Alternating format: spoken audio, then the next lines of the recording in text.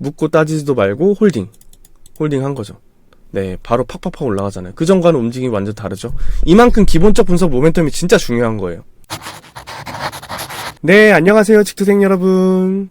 한 주 동안 정말 고생 많으셨어요. 지금 이 영상을 촬영하는 날은 비 오는 토요일이에요. 비 오는 날엔 뭔가 마음도 차분해지고 공부하기 딱 좋은 날이죠. 공부가 아니라 막걸리의 파전이라고요?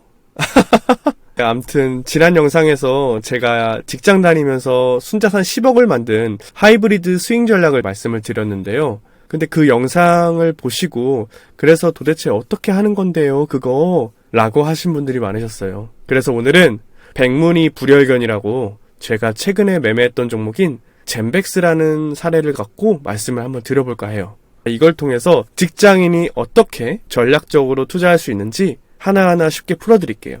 자, 먼저 왜 하필 바이오냐부터 설명드릴게요. 작년 하반기부터 뉴스에 금리 인하 기대감이 좀 자주 나왔죠? 아마 기억나실 거예요. 금리가 내려가면 기업들의 이자 부담이 줄어들죠? 특히 돈이 많이 들어가는 대표적인 바이오 업종은 이런 환경에서 투자자들의 주목을 받기 시작해요. 그래서 저는 바이오 섹터가 슬슬 좋아지겠다 생각하고 눈여겨보기 시작했죠. 실제로 24년부터 바이오 종목들이 빠르게 상승하기 시작했어요. 대표적으로 알테오젠 있죠. ABL 바이오, 리가켄 바이오 같은 ADC 약물 쪽이 있고요. 그리고 비만 치료제 쪽도 상승이 많이 나왔고요. 펩트론 같은 거. 그리고 삼성 바이오로직스, 바이오시밀러 CDMO 쪽도 그렇고요. 이미 1차 상승이 좀 많이 나오긴 했지만 저는 이게 25년도에도 지속될 하나의 트렌드라고 생각했어요. 그래서 25년 초에도 바이오 섹터 공부를 시작한 거죠. 바이오 안에서도 분야가 굉장히 많아요. 예를 들면 아까 말씀드렸던 비만 치료제, 요즘 유명한 위고비어, 그리고 ADC, 바이오시밀러 이런 기업들도 있죠. 근데 제가 공부를 하다 보니까 희귀질환 치료제라는 그런 세부적인 분야가 조용히 빠르게 커지고 있더라고요. 빅파마 매출 26%가 희귀질환, 주목해야 할 시장. 희귀약품 시장이 엄청 크게 성장한다. 급성장하는 희귀약품 시장, 성공 가능성 모으는 K바이오. 미래 먹거리 희귀질환 치료제, 제약회사 포트폴리오 확대. 2028년 희귀약품 시장이 710억 달러 성장. 연평균 10% 성장. 보이시죠? 각국 정책 및 인센티브 제도 힘입어 급성장하고 있다. 이런 것들을 보면서 희귀질환 치료제가 생각보다 상승할 룸이 많이 남아있구나. 따라서 비만 치료제나 플랫폼 관련주보다는 희귀질환 섹터를 찾아보니까 그 중에서 눈에 띈 게 젠백스였습니다. 희귀질환 치료제 회사 중에서도 왜 젠백스가 제 눈에 띄었냐? 5가지가 있었어요. 정말 중요한 기본적 분석 포인트예요. 제가 이 회사를 왜 골랐는지에 대해서 말씀드릴게요. 첫 번째로 경쟁이 없어요. 젠백스가 도전하는 거는 희귀병 치료제예요. 희귀병 환자 수는 적지만 치료제가 거의 없어요. 그러다 보니까 한번 성공하면 이제 독점적인 시장이 열리는 거죠. 마치 무인도에서 유일하게 물을 파는 가게 같은 느낌인 거죠. 그리고 두 번째는 시장 독점을 보장받는다. 이런 희귀약품은 정부가 좀 적극적으로 도와줘요. 일례로 미국은 허가만 나면 7년 동안 경쟁약을 못 만들게 막아줘요.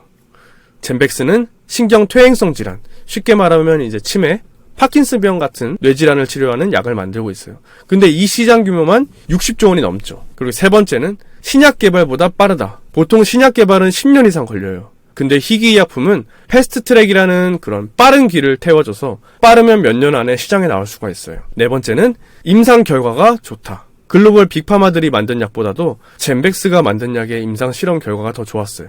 특히 최근에 임상 2회 이상이 그랬고요. 글로벌 3상도 기대되는 부분이었죠. 5번째는 모멘텀이 많았다. 앞으로 주가에 영향을 줄 수 있는 거를 모멘텀이라고 하는데요.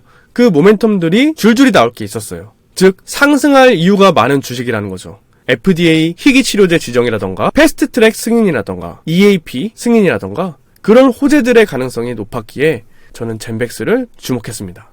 젠백스는 시판 전에 환자에게 약을 먼저 공급하는 EAP라는 프로그램을 준비 중이었어요. 특정 환자들한테 미리 공급할 수 있는 약간 체험판 같은 그런 제도예요. 환자들에게 먼저 공급하면서 약값도 받고 경험도 쌓고 회사 입장에선 매출이 생기는 구조죠.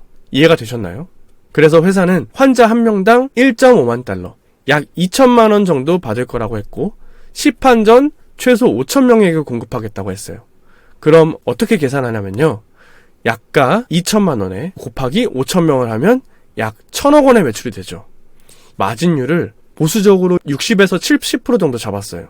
그래서 영업이익을 추산하면 약 600억에서 700억. 바이오 기업은 기본 멀티플이 50배 이상의 가치를 인정받고 있는데요. 그래서 600억에 곱하기 50을 하면 약 3조 원의 밸류에이션이 가능하다라는 거죠. 그런데 제가 투자할 때는 시가총액은 1조 초반이었어요. 최소 2배 이상은 오를 수 있었던 구조였던 거죠. 이렇게 실제로 기업의 성장성, 독점 가능성, 그리고 예정된 호재들까지 분석하면서 젠백스는 분명히 좋은 기업이라는 확신이 들었어요. 근데 아무리 좋은 기업이어도 언제 사느냐가 정말 중요하잖아요. 그래서 저는 이제부터는 기술적 분석, 즉 차트를 보면서 타이밍을 잡는 단계로 넘어갔습니다. 바이셀로 보여드릴게요. 제가 젠백스를 주목했을 때는 이미 주가가 2배 넘게 올라있는 고점 근처였어요. 이때가 이제 마침 임상 2회 이상 결과 발표 시점이었거든요. 그래서 발표가 끝나면 단기 재료 소멸로 좀 조정이 오겠구나 저는 이렇게 생각을 했고, 그 조정이 오면은 사볼 기회가 오겠다 그런 마음으로 좀 보고 있었습니다. 그 시점에 트럼프 관세 뉴스가 나오면서 시장 전체가 좀 흔들렸고, 게다가 4월 10일 BW 물량 140만 주가 평단 12,000원에 시장에 풀리는 그런 일정까지 겹쳤어요. BW가 뭐냐고요? 정식 이름은 신주인수권 부사채예요. 좀 어렵죠. 그러니까 그냥 쉽게 말하면 어떤 사람들이 주식을 엄청 싸게 많이 받을 수 있었던 거예요. 그러니까 예를 들어 현재 주가가 35,000원인데 그 사람들은 12,000원에 받았으니까 벌써 거의 3배의 차익이 생긴 거잖아요. 그러니까 당연히 팔고 싶겠죠. 그러면 그 물량이 시장에 나올 거고, 그러면 투자자들은 겁을 먹어서 악재로 반영될 수밖에 없겠죠. 투심이 안 좋아지니까. 저는 그 악재를 오히려 이제 기회로 본 거죠. 아, 이 타임이 오히려 단기 바닥일 수도 있겠다 라고 생각하고 매수로 대응할 수 있었던 거죠. 왜냐하면 저는 이제 앞으로 나올 기본적 분석상의 모멘텀들을 알고 있었거든요. 아까 말씀드렸잖아요. FDA 희귀약품 지정, 그리고 패스트트랙 지정, 그리고 가장 중요한 EAP 승인까지. 이건 실제 매출이 생기는 신호잖아요. 그래서 저는 조정이 나올 때마다 천천히 사고, 저항 맞는 구간에서는 일부 팔고, 그러니까 심리적으로 물량이 너무 무거워지지 않도록 계속 물량을 조절하면서 버텨낸 거예요. 높은 평단 그대로 들고 있으면 심리적으로 힘들잖아요. 네. 보시면 저항에 이렇게 팔고 이런 모습들이 보이죠. 이런 것들이 아마 이제 이해가 되실 거예요. 아, 왜 제가 저렇게 했구나. 이게 저의 심리가 엄청 중요한 거거든요. 주식은 정말 심리가 진짜 중요해요. 그래서 저항마다 팔고 지지에서 사고, 이때가 5월 2일이죠. 희귀약품이 지정되면서 한번 튀었다가 또 정리했다가 아직 EAP까지는 안 갔으니까요. EAP 나온 시점이 제일 중요했어요. 그래서 EAP 나온 시점에 이때가 5월 20일이었어요. 그래서 5월 20일 날 EAP 승인 나올 때 물량을 또 청산해주고, 이건 실제로 매출이 생기는 신호니까 쭉 홀딩할 수 있는 거죠. 묻고 따지지도 말고 홀딩한 거죠. 네, 바로 팍팍팍 올라가잖아요. 그 전과는 움직임이 완전 다르죠. 이만큼 기본적 분석 모멘텀이 진짜 중요한 거예요.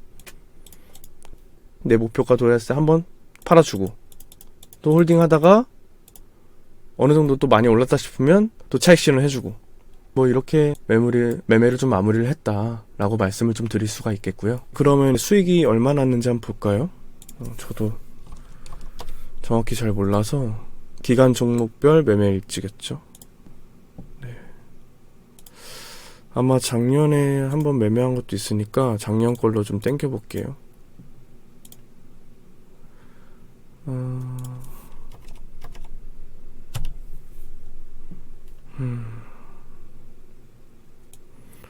이렇게 찾으면은 끝도 없겠죠. 이렇게 하지 말고 종목으로 젠백스. 네, 총 3,380만원 정도 수익이 났네요. 이렇게 큰 수익이 나는 경우는 흔치는 않지만, 그만큼 이 매매는 준비된 그런 저의 시나리오였고, 계획대로 흐름이 맞아 떨어졌기 때문에 가능한 결과였다고 생각해요. 제가 특별해서가 아니라 기본적 분석, 그리고 기술적 분석 잘 이용해서 타이밍을 잘 잡으면 직장인 투자자분들도 충분히 이런 기회를 만들 수 있다는 거를 좀 보여드리고 싶었어요. 그리고 이 젠백스 스터디는 저 혼자만 조용히 공부한 거 아니고요. 같이 투자 공부하는 친구들이랑 계속 공유하면서 봤어요. 좋은 기사나 자료 있으면 야, 이거 좀 봐봐. 야, 이거 괜찮은 것 같은데? 하면서 카톡방에 막 던지고 서로 의견도 나누고요. BW 추가 상장하는 거 이것 때문에 투심 악화돼서 여기서 좀 빠지면 이런 구간에서 사보자. 이때는 꼭 사야 되는 구간이야 하면서 전략도 같이 짰죠. 그렇게 서로 이야기 나누다 보니까 혼자 했을 때보다 훨씬 확신이 생겼고 실제로 주가가 빠지는 구간에서도 겁먹지 않고 분할 매수를 들어갈 수 있었던 것 같아요. 직투생 여러분, 지금 이 영상까지 보셨다면 여러분도 이미 투자 공부를 시작하신 거예요. 절대 어렵게만 느끼실 필요가 없습니다. 저와 함께 하나씩 따라오시다 보면 여러분도 분명히 좋은 기업을 찾고 타이밍을 잡고 전략적으로 매매하는 힘을 갖게 되실 거예요. 앞으로도 제가 직접 보고 있는 핵심 트렌드, 유망 섹터, 그리고 주목해야 할 종목들까지 꾸준히 영상으로 정리해서 공유 드릴 테니까요. 영상 놓치지 않게 구독해 주시고 또 알림 설정도 해주시면 감사하고 좋아요와 댓글도 힘이 됩니다. 그럼 다음 영상에서 또 뵐게요. 안녕.